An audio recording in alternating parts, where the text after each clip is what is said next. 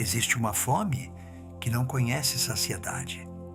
Não a do corpo que pede o seu alimento e se satisfaz quando o recebe, mas outra fome, mais obscura, que continua a reclamar mesmo quando obtivemos o que desejávamos.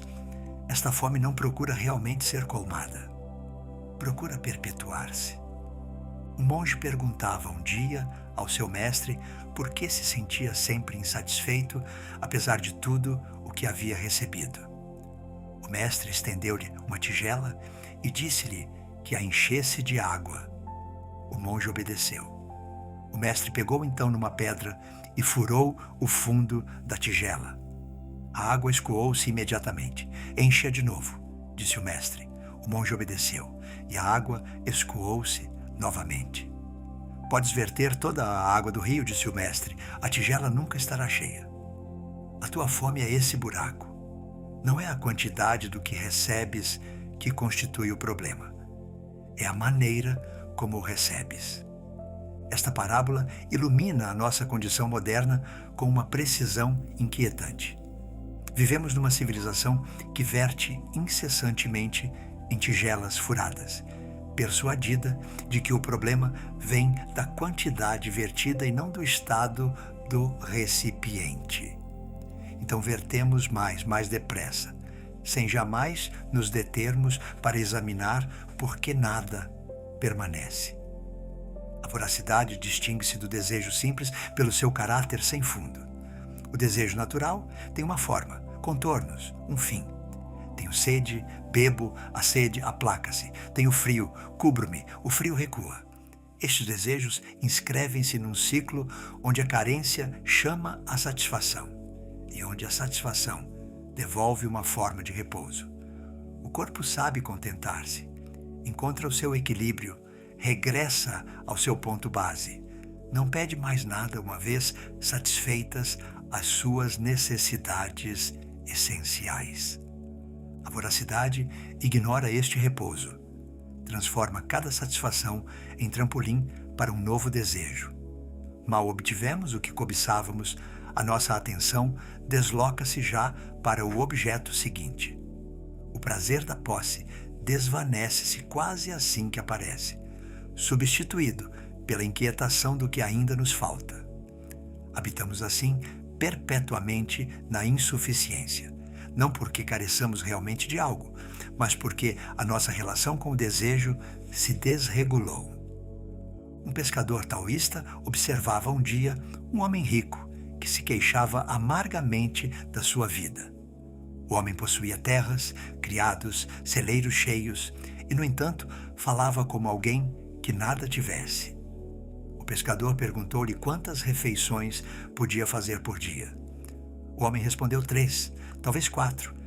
E quantas camas podes ocupar para dormir? Uma só, admitiu o homem.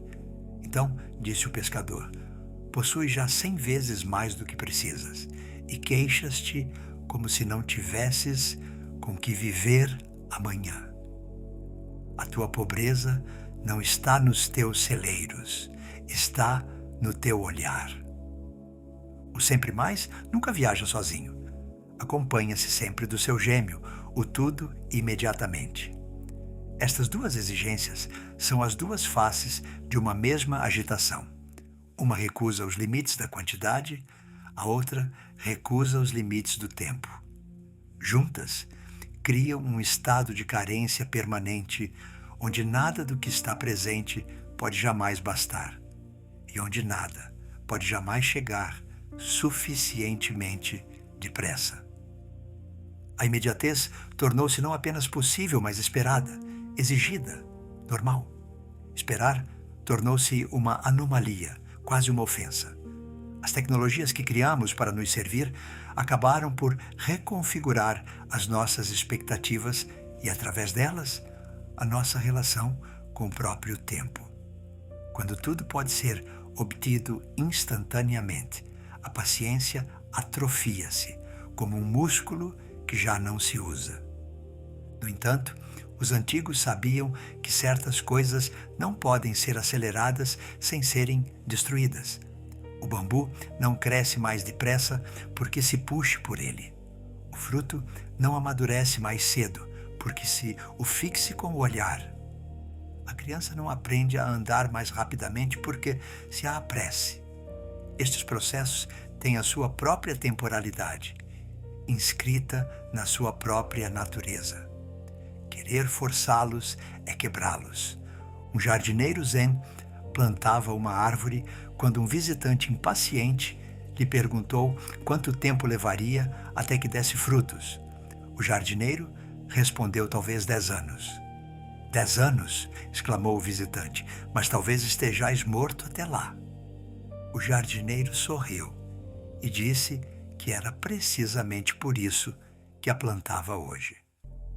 O intervalo entre o desejo e a sua satisfação não é um vazio a suprimir.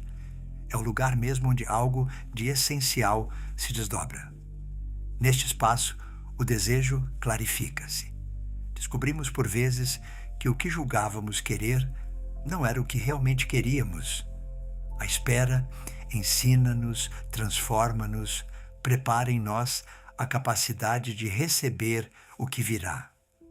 A imediatez curto-circuita este processo. Dá-nos o que pedimos antes que tenhamos podido interrogar o nosso pedido. Priva-nos desta maturação silenciosa que transforma o desejo bruto em aspiração justa. Obtemos mais depressa, mas recebemos menos profundamente. A quantidade aumenta, a qualidade evapora-se. Um calígrafo ensinava ao seu aluno a arte do pincel. O aluno, impaciente por produzir belas obras, perguntava sem cessar quando poderia começar a escrever verdadeiros caracteres. O mestre fazia-o primeiro moer a tinta durante meses. Depois, segurar o pincel imóvel durante mais meses ainda. Depois, traçar um simples traço horizontal durante um ano inteiro. O aluno queixou-se de que era demasiado longo. O mestre respondeu que se queria ir depressa, teria de encontrar outra arte, pois a caligrafia só se entrega àqueles que sabem esperar. Anos mais tarde, tornado mestre por sua vez, o aluno compreendeu que aquela espera não era um obstáculo à aprendizagem, mas a própria aprendizagem. O que se obtém demasiado facilmente não pode ser verdadeiramente recebido. A satisfação instantânea evapora-se instantaneamente, sem deixar nem rasto, nem memória profunda. O tempo investido na obtenção torna-se parte integrante do valor recebido. A refeição longamente preparada nutre de outra forma que o prato reaquecido. A amizade construída ao longo dos anos oferece algo diferente da conexão imediata. O saber fazer, adquirido pela prática paciente, proporciona uma satisfação inacessível ao atalho. Os taoístas comparavam esta lei à da água que escava a pedra. Não é a força da corrente que esculpe as gargantas profundas. É a sua constância ao longo dos milênios. Cada gota parece insignificante. Cada dia parece nada mudar. E, no entanto, o resultado ultrapassa tudo o que a violência poderia ter conseguido. A paciência não é inimiga da realização, é a sua condição secreta. Quando exigimos tudo imediatamente, privamo-nos desta alquimia lenta. Acumulamos momentos sem lhes deixar tempo de se depositarem, de se integrarem, de se tornarem parte de nós. A nossa vida assemelha-se então a um rio em cheia, que arrasta tudo sem fertilizar nada, quando poderia assemelhar-se a um rio tranquilo que nutre cada margem que toca. O mestre Zen recebia um homem de negócios muito próspero que se queixava de estar constantemente exausto, apesar do seu sucesso. O mestre convidou-o a tomar chá. Começou a verter na chávena do visitante e continuou a verter enquanto a chávena transbordava, o chá derramando-se sobre a mesa e depois sobre o chão. O homem gritou que parasse, que a chávena estava cheia e não podia conter mais nada. O mestre pousou o bule e disse que, como esta chávena, O homem estava cheio das suas atividades, dos seus projetos, das suas ambições, e que não podia receber nada de novo enquanto não se tivesse primeiro esvaziado. Esta imagem do transbordar revela uma verdade que a voracidade se recusa a ouvir. Temos uma capacidade limitada de recepção. Não que o nosso ser seja pequeno ou estreito, mas a atenção verdadeira não pode estender-se ao infinito. Quando queremos tudo, não podemos realmente ter nada. Quando corremos para tudo, não podemos realmente chegar a parte alguma. A plenitude verdadeira não vem da acumulação, mas da presença ao que já está aí. Os mestres taoístas ensinavam a utilidade do vazio. O cubo da roda só é útil pelo seu oco central. O vaso só pode conter graças ao seu espaço interior. A casa só é habitável pelas suas aberturas e pelos seus compartimentos vazios.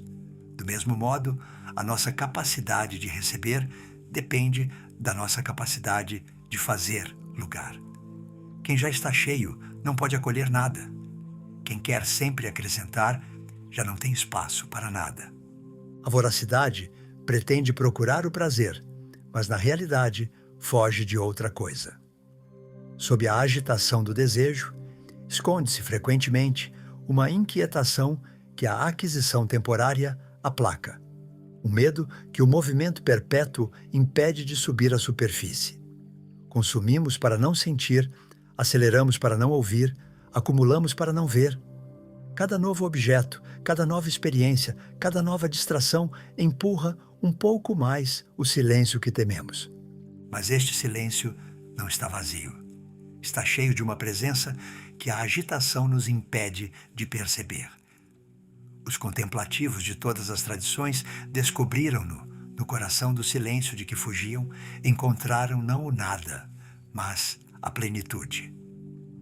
O que procuravam em todo o lado esperava-os ali onde se recusavam a parar. Um eremita taoísta vivia sozinho na montanha com quase nada. Um viajante perguntou-lhe se não sofria por carecer de tantas coisas. O eremita respondeu perguntando o que lhe faltava. O viajante enumerou os confortos, os divertimentos, a companhia, as posses. O eremita escutou pacientemente e depois respondeu que era estranho, pois ele próprio nunca tinha sentido a ausência dessas coisas. Talvez, disse, a carência não esteja no que não temos, mas na nossa maneira de pensar no que não temos. Ele simplesmente tinha deixado de contar o que não tinha e tinha se posto a habitar plenamente o que tinha. A tradição taoísta ensina que a natureza não conhece a pressa. A primavera não se apressa a substituir o inverno. O sol não se impacienta por atravessar o céu. A semente não se agita para se tornar árvore mais depressa. E, no entanto, tudo se cumpre, cada coisa no seu tempo, segundo o seu ritmo próprio, com uma perfeição que a nossa precipitação jamais poderia igualar. Esta observação não convida à imobilidade, mas ao alinhamento. Quando deixamos de forçar o curso das coisas para nos acordarmos com ele, a nossa ação torna-se mais eficaz e não menos. O arqueiro que larga a sua flecha no momento justo atinge o alvo sem esforço aparente. O nadador que acompanha a corrente avança mais depressa do que aquele que luta contra ela. O sábio que age no tempo natural realiza mais do que o homem apressado que se agita constantemente. Zhuangzi contava a história de um carniceiro cujo cutelo permanecia afiado após 19 anos de uso, enquanto os outros carniceiros tinham de afiar o seu todos os meses. O seu segredo não estava na qualidade da lâmina, mas na sua maneira de cortar. Seguia os interstícios naturais da carne, os espaços vazios entre os ossos e os tendões, ali onde o cutelo podia deslizar sem esforço. Nunca forçava, Nunca lutava contra a estrutura do que trabalhava. Do mesmo modo, quem conhece as linhas naturais da vida pode avançar sem se esgotar, realizar sem se gastar. O contentamento não é a morte do desejo, mas a sua transformação. Existe uma diferença entre o desejo que devora e o que saboreia, entre a fome que engole e a que aprecia. O primeiro deixa-nos sempre vazios, mesmo quando obtém o que quer. O segundo deixa-nos colmados, mesmo quando não obtém. Um é fonte de agitação perpétua, o outro de paz duradoura. Os mestres Zen falavam da mente do principiante que se maravilha com o que o perito já não vê. A primeira tigela de arroz do monge esfomeado após um retiro de jejum contém mais alimento do que o banquete do rei enfastiado. Não é a quantidade que mudou, é a qualidade da recepção. Um come com todo o seu ser, o outro apenas com o seu corpo. Esta qualidade de recepção pode cultivar-se. Requer abrandar, fazer menos, deixar que cada experiência infunda plenamente antes de passar a seguinte. Uma única fruta comida com atenção nutre mais do que 10 frutas engolidas distraidamente. Uma única conversa verdadeira satisfaz mais do que 100 trocas superficiais. Um único dia plenamente vivido vale mais do que anos atravessados em sonambulismo. Lao Tse dizia que quem sabe que suficiente é suficiente terá sempre o suficiente. Esta frase parece quase incompreensível aos nossos ouvidos modernos. Tanto contradiz as evidências da nossa época. E, no entanto, contém uma chave que perdemos. O suficiente não é uma quantidade fixa, mas uma qualidade de relação. Não é determinado pelo que temos, mas por como temos o que temos. Duas pessoas que possuem exatamente a mesma coisa podem viver em mundos opostos. Uma na abundância, a outra na carência. A diferença não é exterior, está no olhar. O monge possuía apenas 3 objetos: uma tigela, um manto e um cajado de caminho. Um ladrão entrou uma noite na sua cabana e não encontrou nada para levar. O monge, acordado, disse-lhe que lamentava não poder oferecer-lhe mais. Olhou pela janela e acrescentou que gostaria de poder dar-lhe aquela lua magnífica. O ladrão fugiu perturbado. Anos mais tarde, regressou, tornado homem honesto, e pediu ao monge que o aceitasse como discípulo. Disse ter compreendido, naquela noite, que o monge, com quase nada, era mais rico do que todos os que tinha roubado. A voracidade moderna diz-nos que parar é perigoso, que o repouso é preguiça, que o contentamento é mediocridade. Mantém-nos numa corrida perpétua onde a linha de chegada recua sempre um passo quando nos aproximamos. Corremos não para algo, mas fugindo da sensação de não correr. Mas os sábios sempre souberam que o verdadeiro poder está na capacidade de parar. Qualquer um pode começar, qualquer um pode continuar sob o efeito do impulso. Mas saber parar no momento certo, antes do excesso, antes do esgotamento, antes que o demasiado destrua o que o bastante tinha construído. Isso requer um domínio que a voracidade nunca pode alcançar. Um arqueiro célebre atirava uma única flecha por dia. Os seus discípulos perguntaram-lhe por quê. Quando poderia ter atirado centenas, respondeu que uma única flecha atirada com presença total valia mais do que 1000 flechas atiradas por hábito. Todas as manhãs preparava-se longamente. Esperava o momento perfeito. Depois, atirava. Aquela única flecha continha toda a sua vida daquele dia. Depois, pousava o seu arco, pois sabia que tinha feito o que havia a fazer. O regresso ao presente não é uma técnica, mas um reconhecimento. Não se trata de fabricar um estado novo, mas de deixar de fugir daquele que já está aí. O presente não precisa de ser alcançado, apenas precisa de ser notado. Não está em algum lugar no fim de uma busca. Está aqui, agora, esperando simplesmente que deixemos de olhar para outro lado. Neste presente habitado, o sempre mais perde a sua urgência. Por que correr para amanhã quando hoje está cheio? Por que desejar o que não temos quando o que temos revela as suas riquezas escondidas?